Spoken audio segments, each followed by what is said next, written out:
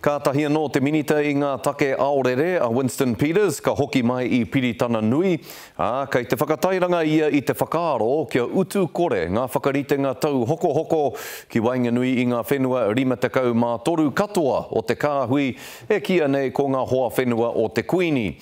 I kōrero tātātou tu te tōranga pūa eruera rerekura ki te upoko o te rōpū whauma. Kia kite ai mena rā he hua kei roto I tēnei whakaaro o Peters mō ngā pakehi Māori.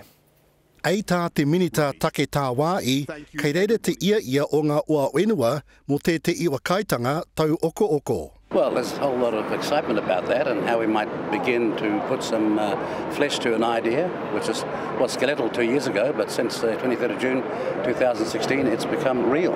And so that was very exciting, and a whole lot of countries, without saying too much about it, realise that something is very exciting and new about this. No te rāwiki I rānana, I āta kōrero ngā ua wenua I ngā painga o te mai ngātai me ngā ua kaitanga tau oko. It does take a while to build the platforms for these kinds of agreements, but really starting to lay the foundation and the momentum around it, I think is at least a good starting point. Ei tā te toi au o FOMA, e maa ngā painga mō ngā Pākehī Māori. Trade agreements are the lifeblood of the New Zealand economy, and as Māori business leaders we are definitely in support of that concept. And so we think that while the Commonwealth notion has some merit, it's certainly going to be a longer game and a longer conversation, bringing all of the different parties and priorities to the table. Ei tāna no, e ratāna ngā wenua o tā wāi kia Aotearoa ai oa tau oko.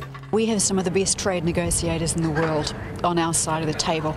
They have credibility, integrity, authenticity, and many people enjoy doing business with New Zealand and New Zealand companies because we have sound and strong government, we have a strong economy, we're honourable and we're honest. The rest of the world needs the Commonwealth, it needs us, and it needs a country called New Zealand to show its kind of values that could be seriously important towards the economic and security of the Pacific and indeed the world we live in. Ko te tūmanako ia, ka timata tēnei o kaitanga ai te pautūtanga a te rātau.